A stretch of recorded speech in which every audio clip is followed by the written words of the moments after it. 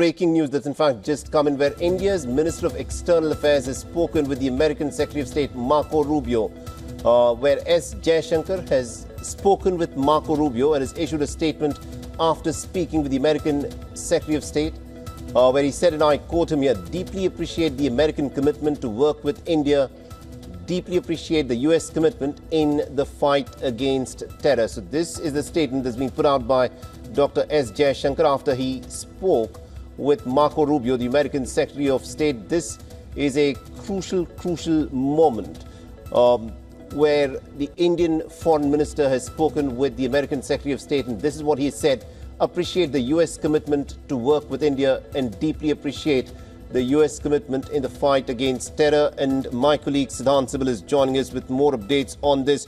This is an interesting statement which has been put out by Jaishankar. Siddhant, tell us more.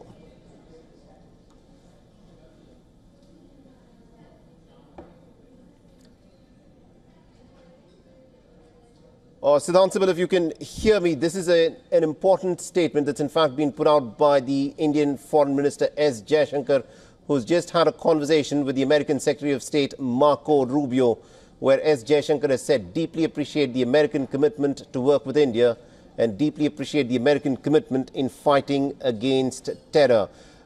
It is important at this moment to bear in mind that Pakistan, which seems to be trying to go up the escalatory ladder, needs to be brought to its heel. So there are various ways that are being looked at to try and make Pakistan see sense. And one of the ways to do so is to use diplomatic means, because in the past, the United States of America has been able to exert leverage over the Pakistanis and have managed to bring them to heel. But this time around, it needs to be seen as to how interested the Americans are in trying to bring the Pakistanis to heel. In the past, a lot of the weapon systems that the Pakistanis had deployed and used all belonged to the Americans. The Pakistanis still use the American F-16 fighter jets. And just after Donald Trump took charge of the White House, the Americans had given quite a few millions of dollars for the Pakistanis to upgrade their old and ailing F-16 fighter jets.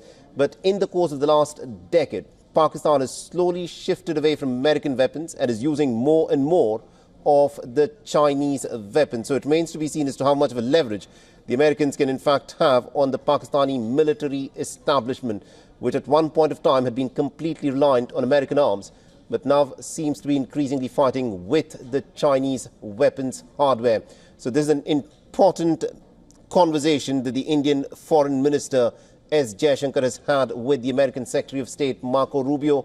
And the Indian Foreign Minister has said, deeply appreciate the American commitment in the fight against terror and also deeply appreciate the American commitment to work with India.